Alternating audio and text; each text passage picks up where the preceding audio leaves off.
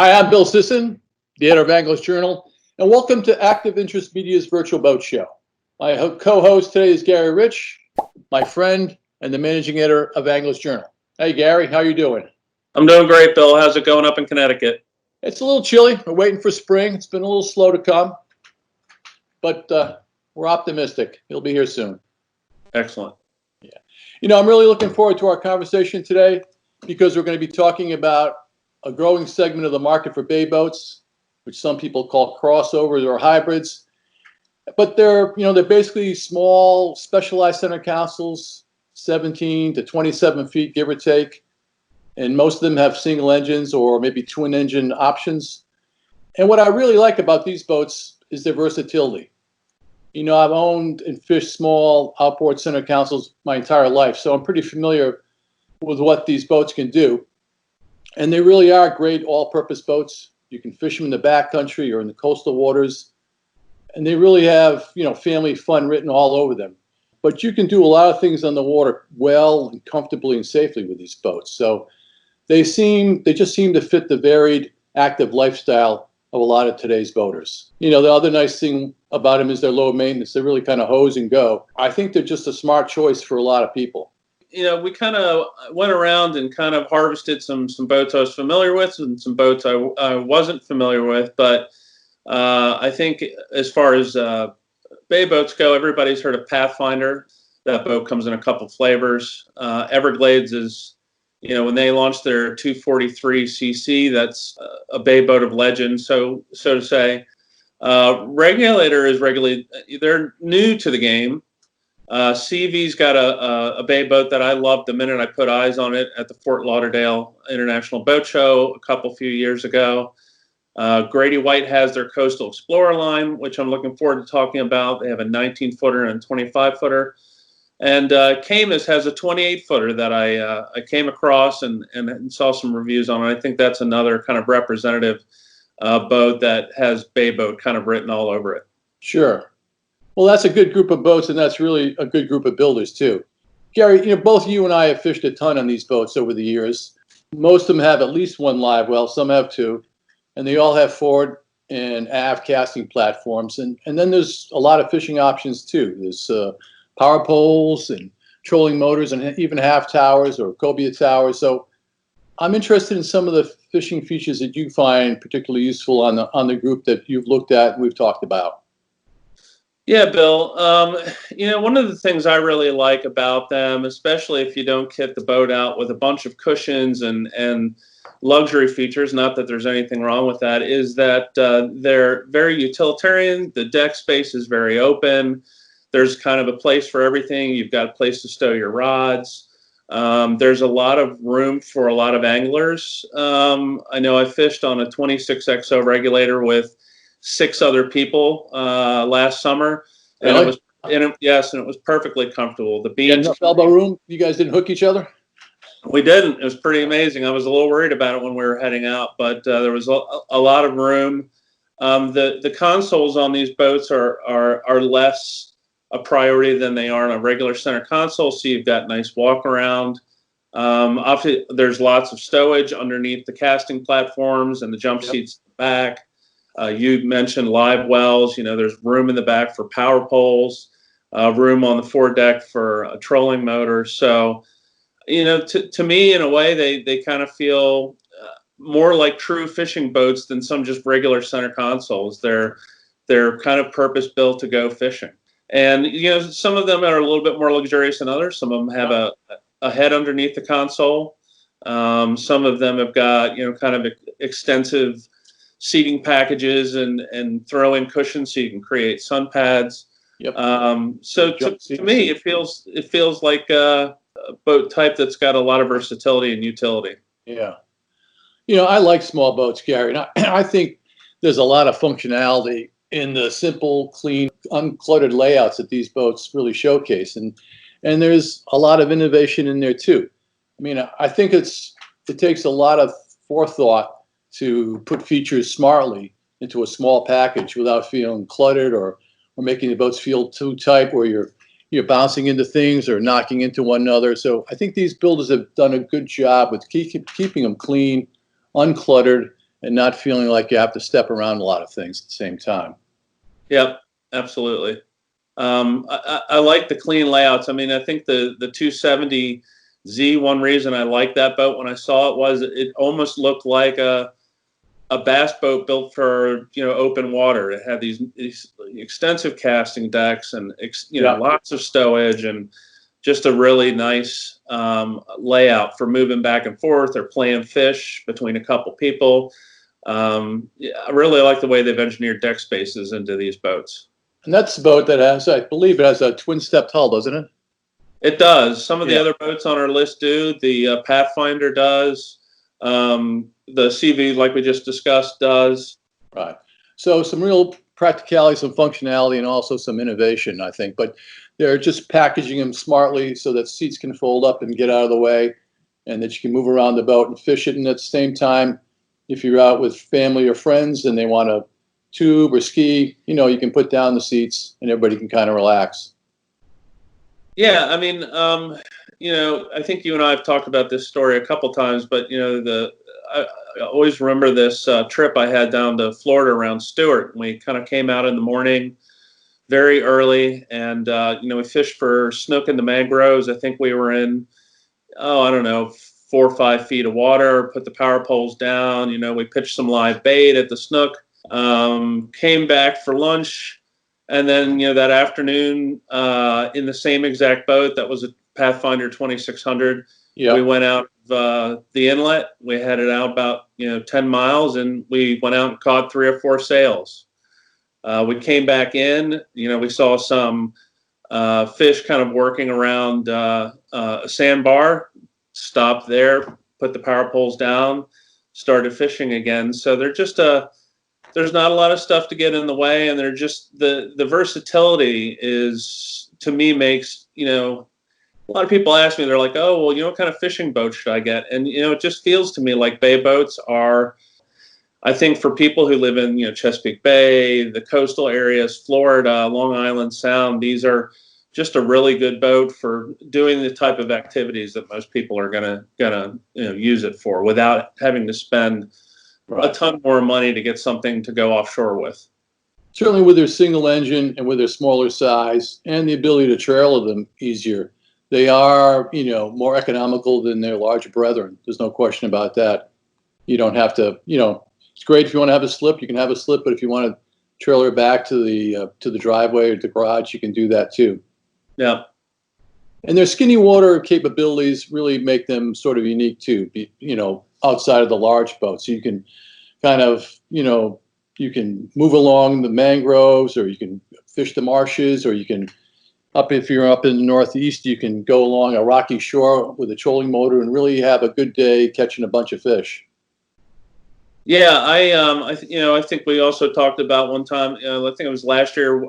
Was running the Regulator 26 in the bay, and it was we were out in the open Eastern Bay off Chesapeake Bay fishing for a while, and then we went in and popped down the trolling motor and went through some nice grassy areas and picked up some small stripers, and then we went out around some structure. It's just it's a good design for a lot of the areas that folks boat in. That's how people fish. If you're fishing near shore or coastal, you've got those little edges where there's not much water. You've got the rock piles that you have to run outside for a little more. Maybe you run out to a little reef. Then if there's nothing there, you're back in some skinny water, working along maybe the edge of a sandbar. So it's nice to have that versatility to go where the fish are that day and where the conditions dictate you go. Yeah, absolutely. And I mean, with the lower freeboard, a lot of people look at a bay boat and they look at the freeboard and they go, well, that's not going to stand up to, heavy weather or, a big chop. And I've not found that to be the case. But, I think to address what you're talking about, I think you're absolutely right. These boats are really well suited to fish in a number of different environments pretty darn well. And, if you get a good weather day, whether it's the Pathfinder, the Regulator, the Everglades, or whatever, you can hop offshore. Depending how nice it is, you can go fairly far offshore with the the fuel efficiency and the amount of fuel these boats carry. Again, you want to go offshore, the weather's right, you can do that. Certainly, with the turn of speed that these boats have, you can if you can run pretty far offshore on a nice day if the weather's good. The only thing I always felt with the smaller boats is you really got to keep an eye on the forecast if you're going to be out there. I've often said that a well-built small boat, and these boats are all from good builders, can take more punishment than their owners or the occupants are comfortable with. But they call them bay boats for a reason. So you can run offshore a bit with that speed, and when the weather's good. But if the weather changes quickly, or you run into a blown forecast, which is more common than people think, you can get caught out in more wind and more seas than you bargained for. But these are well built small boats can get you back. Just have to slow down and work back safely. But that's certainly one of the trade-offs that come with a small boat if you're going to run offshore with them.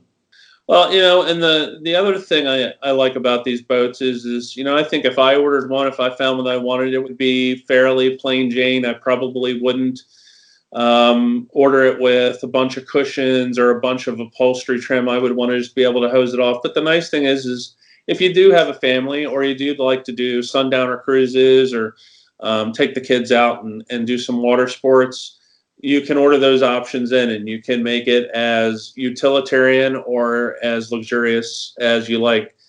Some of them even have heads underneath the console, even some of the smaller ones. So as much as we talk about the utilitarian nature of them, a lot of these builders have option sheets that allow their customers to build them out the way they want.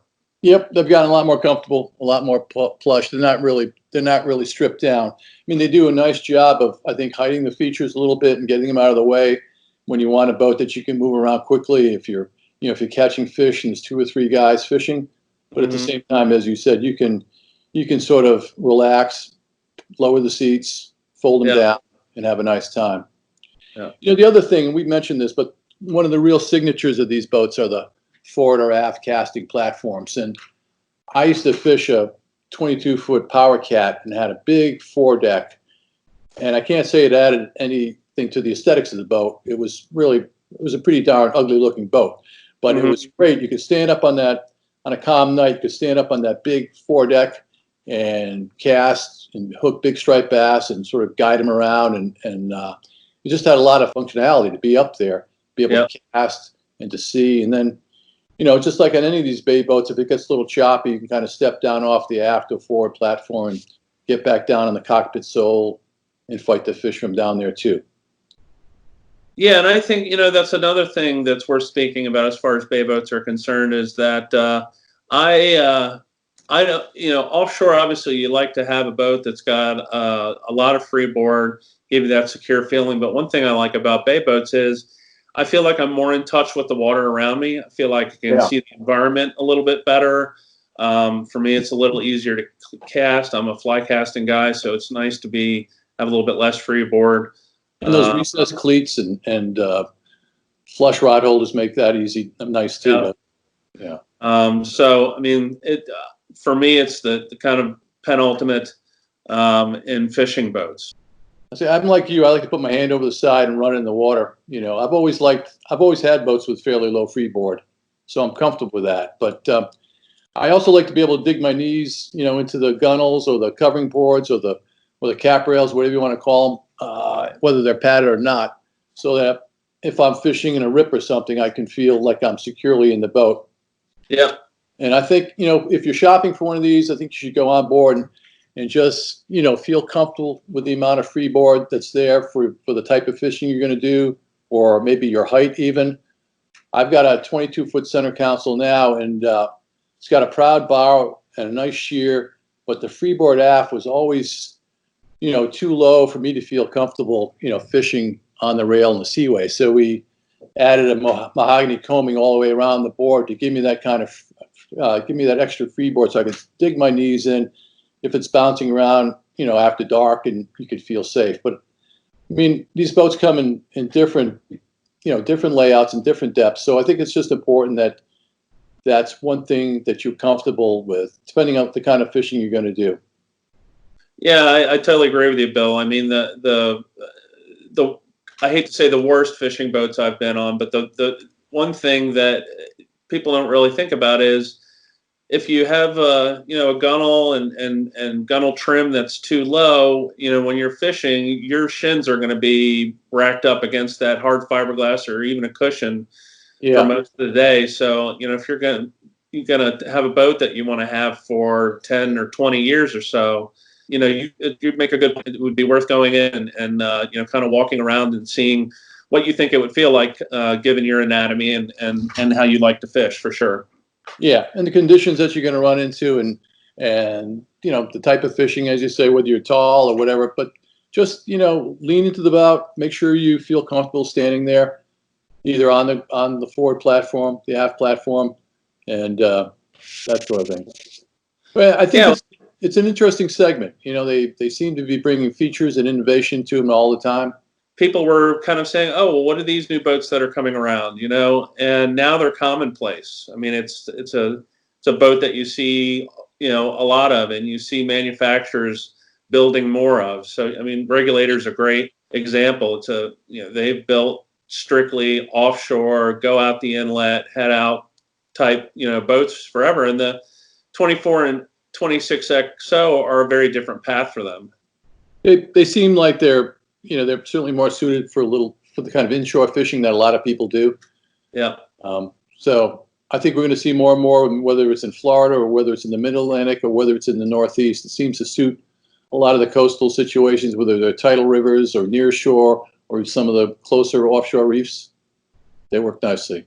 So. Yeah, I mean, you and I have talked about it many times that it just feels like it's the right boat for the majority of people who fish and then also do, again, sundowner cruises, dock bar cruising, going to the sandbar and things of that sort. Well, Gary, I've enjoyed this conversation about this segment, which is, continuing to change and to evolve, and that's kind of exciting to watch. And I think it's going to be fun to watch these boats as they evolve into the future.